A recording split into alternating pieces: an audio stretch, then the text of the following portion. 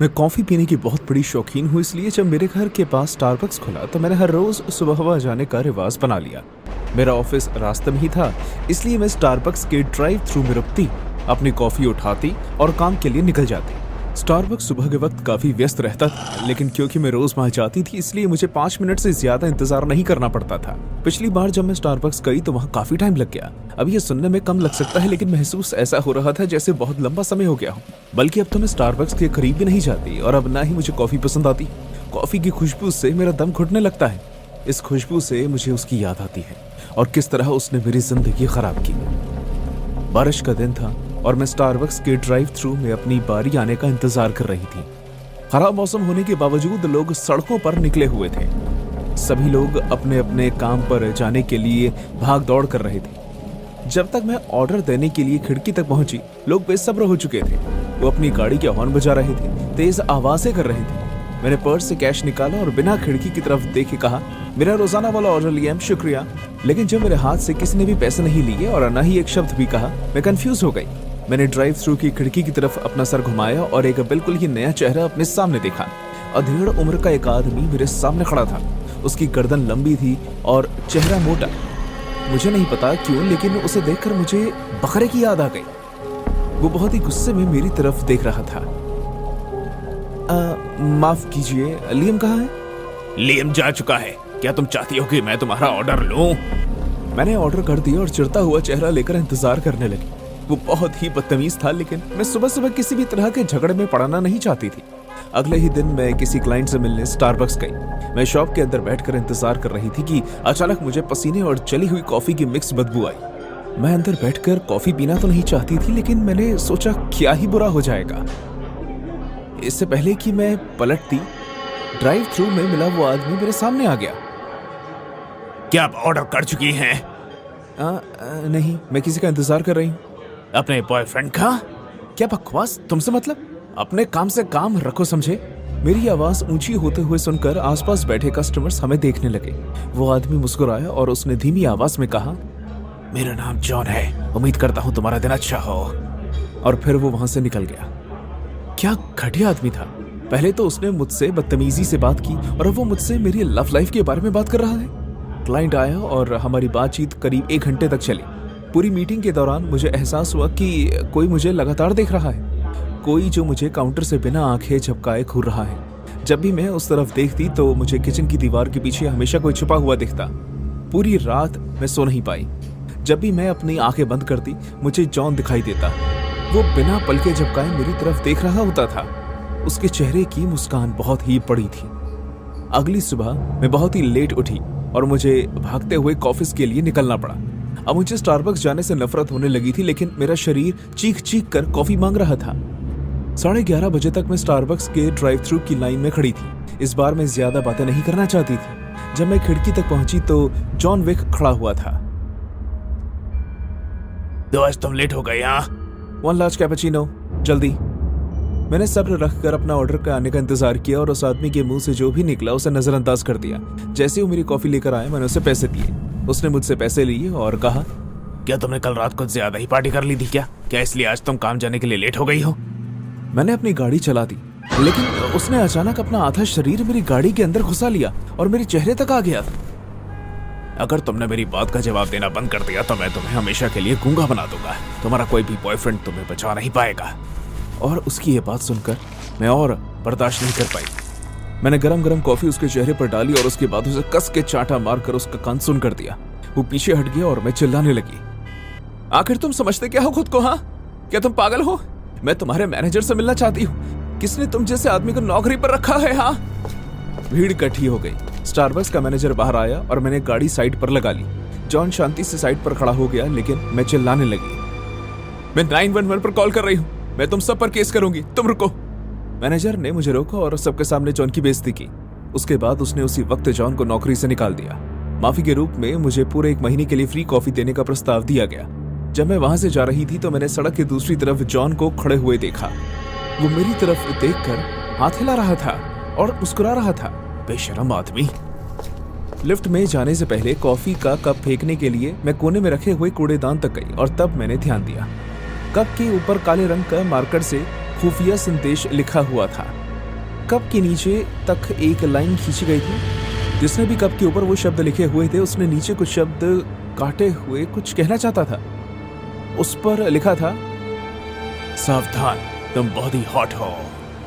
मैंने पुलिस को फोन किया और उन्हें जॉन की शिकायत दर्ज करवा दी। जिस तरह से वो बर्ताव कर रहा था मुझे डर था कि वो पीछा करने वाला कोई पागल सरफिरा ना निकले।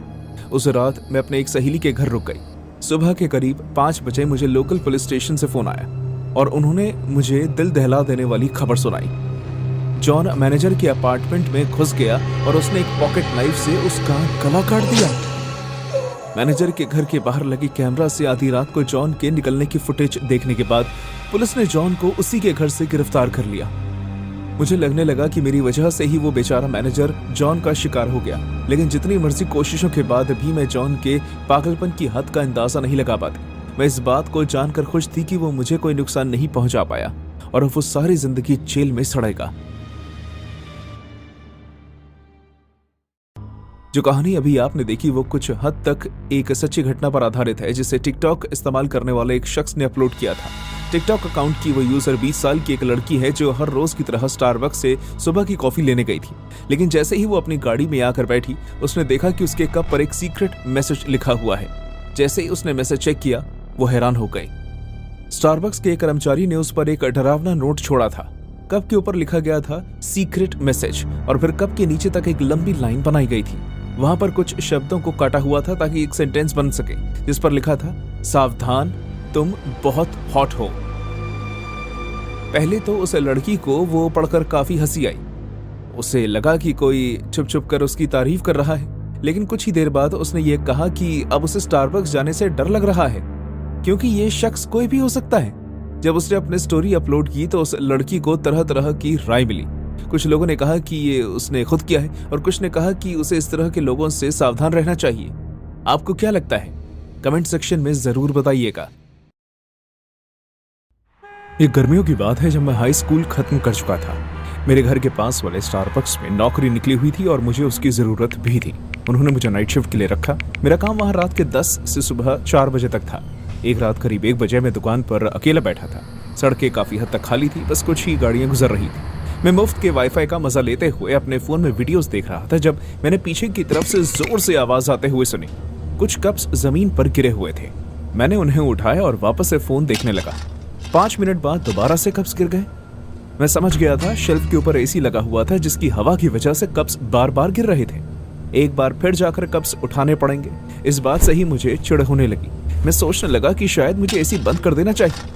जब मैं सफाई कर रहा था तो मुझे किचन के पीछे वाले हिस्से से जोर की आवाज आती हुई सुनाई दी। हम उसी जगह मीठा बनाते हैं। मैं कंफ्यूज हो गया और थोड़ा डर भी गया। मैं किचन के अंदर गया और पीछे से दरवाजा बंद हो गया। मुझे कुछ भी अलग या अजीब दिखाई नहीं दिया सिवाय स्टारबक्स की हैंगिंग पेंटिंग के। वो नीचे गिरी हुई थी।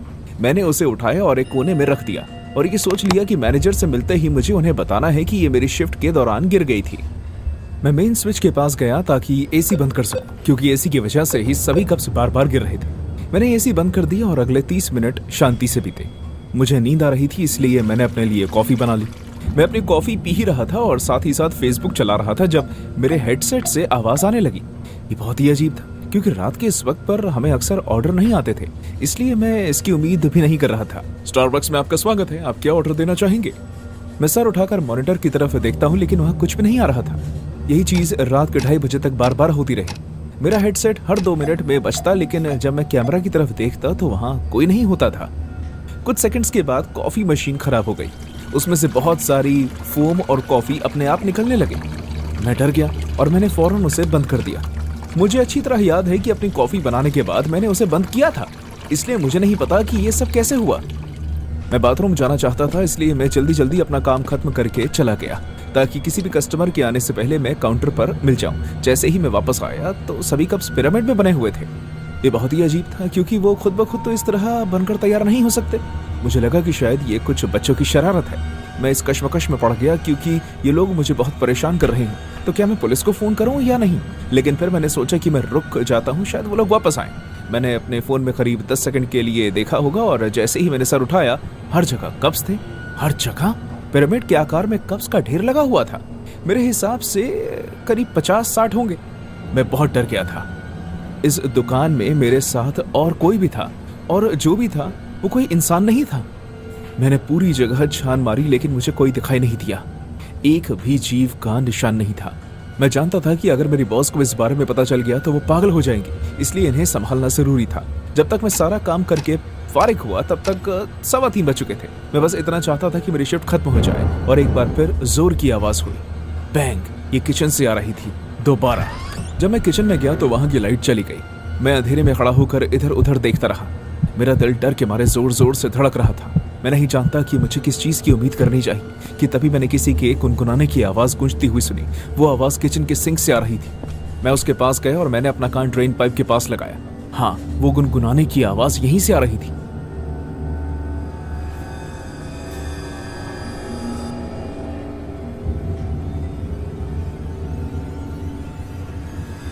मेरे माथे पर पसीना आ गया।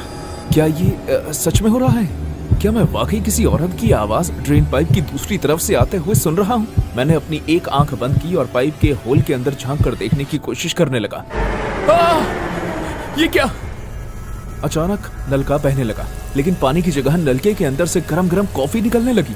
फोर्स इतना तेज था कि कॉफी किचन के सिंक से बाहर निकलकर जमीन पर गिरने लगी। मैं खड़े होकर ये सब सिर्फ देखता रहा, क्योंकि मुझे ये सब बहुत ही सपने जैसा लग रहा था। और फिर नलके में से अजीब सी आवाज आने लगी, जैसे उसके अंदर कुछ फंसा हुआ। कॉफी के कुछ कण निकले, जिससे उसका फ्लो कम हो गया और उसके बाद एक छोटे से नलके के अंदर से सर निकला। हाँ, एक बहुत बड़ा बल्ब जैसा सर। वो एक औरत थी लेकिन इंसान नहीं थी। उसके बाल ऑक्टोपस की टांगों जैसे थे। उनके अंदर से स्लाइम जैसा कुछ गिर रहा था। उसकी शैतान जैसी आंखें पीले रंग की थी। मैंने अपनी जिंदगी में पहले कभी ऐसा कुछ नहीं देखा था। नाक की जगह उसके चेहरे पर सिर्फ 2 छेद थे, और तो और उसके चेहरे पर होंठ भी नहीं थे। कानों की जगह उसकी मछली जैसे फिन थे। धीरे धीरे उसका आधा इंसान और आधा मछली जैसा लचीला शरीर नलके से बाहर आ गया। उसके बाहर निकलने की तेज आवाज ने जैसे मेरे कानों के पर्दे ही फाड़ दिए। उसका मुंह खोखला था, उसमें बस कुछ गिने चुने दांत थे। वो बहुत ही डरावनी लग रही थी और उसके मुंह से कुछ बहुत ही अजीब सी आवाजें आ रही थी। मैं डर के मारे दुकान से ही बाहर निकल गया और पास के वॉलमार्ट तक पहुंच गया। कुछ लोगों ने मुझे देखा और समझ गए कि कुछ गड़बड़ है। उन्होंने मुझसे पूछा कि क्या हुआ, और मैं उन्हें ये कहते हुए स्टारबक्स के अंदर ले गया कि मैंने किचन के सिंक के नलके से एक अजीब प्राणी को निकलते हुए देखा है। लेकिन जब हम सब अंदर गए तो वहां सब कुछ ठीक था, जैसे होना चाहिए था। कोई गंदगी नहीं, ना कोई टूटी हुई लाइट, ना ही किचन के सिंक से बाहर निकली हुई कॉफी। वो गुनगुनाने की आवाज भी जा चुकी थी। इस बात को 10 साल हो चुके हैं, लेकिन मुझे आज भी उस खौफनाक औरत का चेहरा याद है। मैं स्टारबक्स से कॉफी नहीं पीता क्योंकि मुझे वहम है कि ऐसा करने से हम उस राक्षस को इंसानों की दुनिया में वापस ले आएंगे। जो कहानी अभी आपने देखी वो मशहूर स्टारबक्स के बदनाम लोगों की कहानी से प्रेरित है।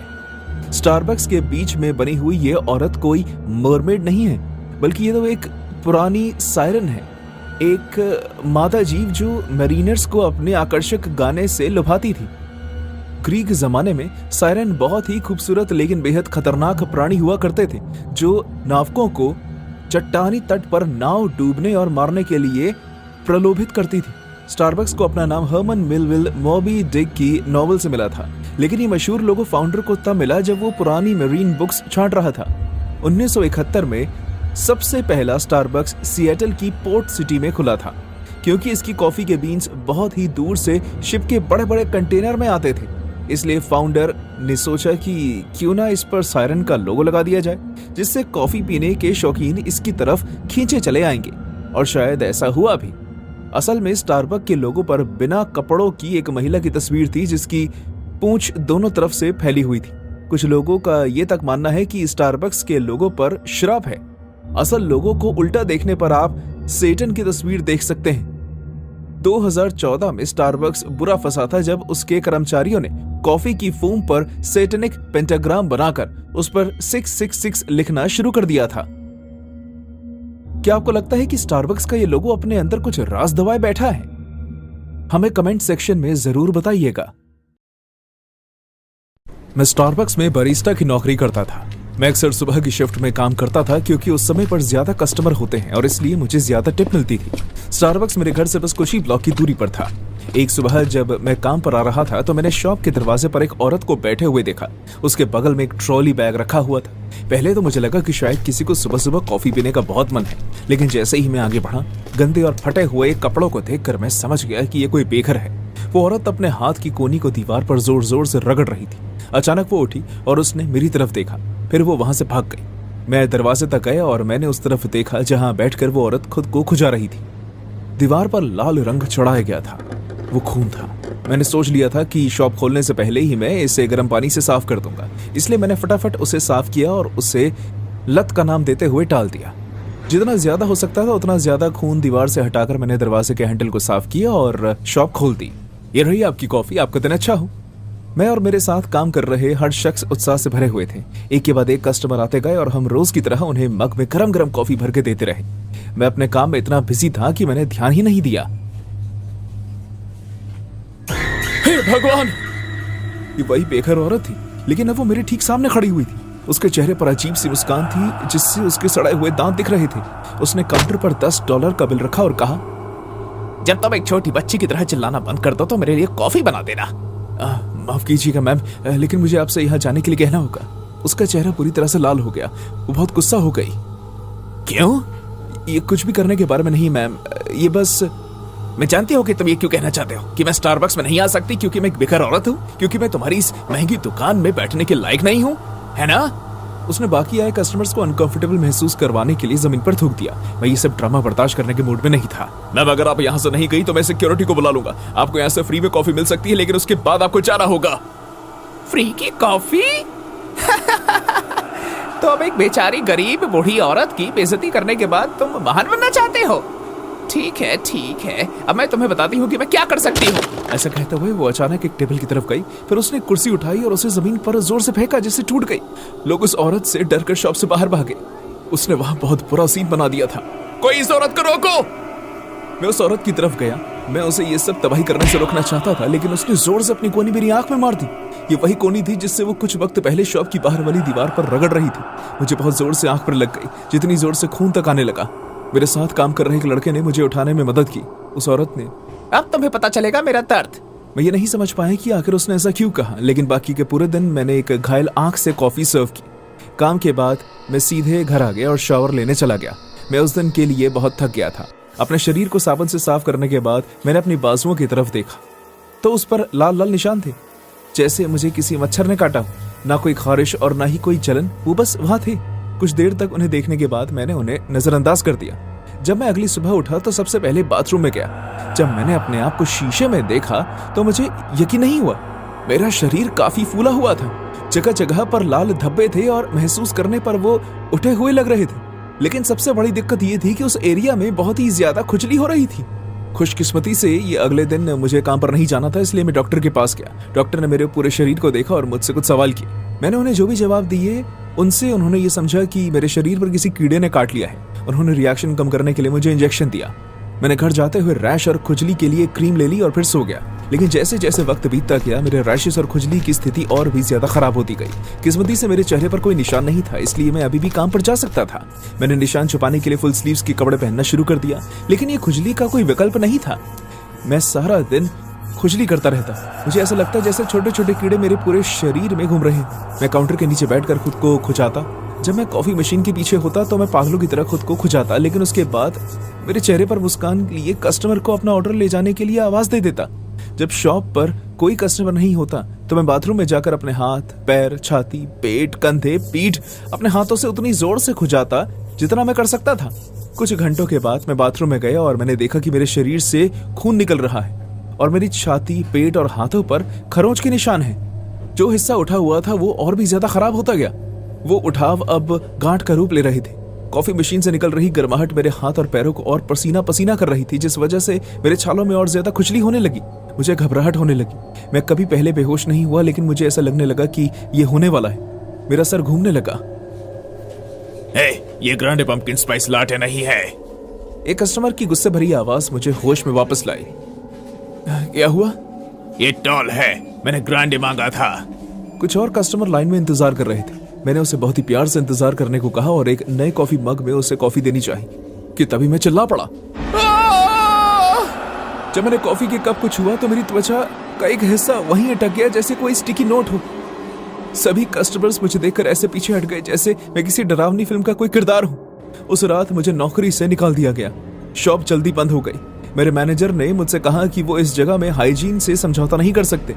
जिस अपार्टमेंट में मैं रहता था उन्होंने मुझे आने से मना कर दिया। किराएदार ऐसे किसी शख्स के साथ नहीं रहना चाहते थे जिसके पूरे शरीर पर एलर्जी हो। अब मैं सड़कों पर रहता हूँ। ठीक उसी तरह जब औरत हमारे स्टारबक्स में आई थी, मुझे ऐसा महसूस होता है जैसे मेरे शरीर पर चींटियां चल रही हों। मुझे यकीन है कि आप सब में वो तस्वीर तो देखी होगी जिसमें 3rd डिग्री जलना और गरम गरम दूध और पानी से कितना दूर रहना चाहिए। जो मुझे हुआ था वो भी कुछ वैसा ही दिखता था।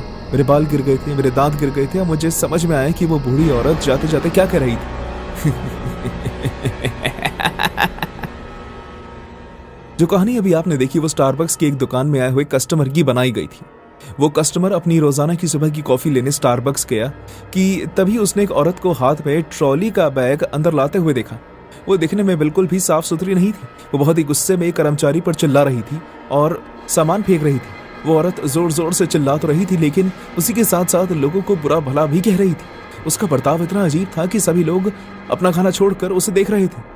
एक पल तो ऐसा आया जब वो औरत एक टेबल के पास गई और उसने पास रखी कुर्सी को उठाकर पटक दिया। जाते जाते भी वो औरत स्टारबक्स और वहां काम करने वाले लोगों के लिए अपशब्द का इस्तेमाल करती रही।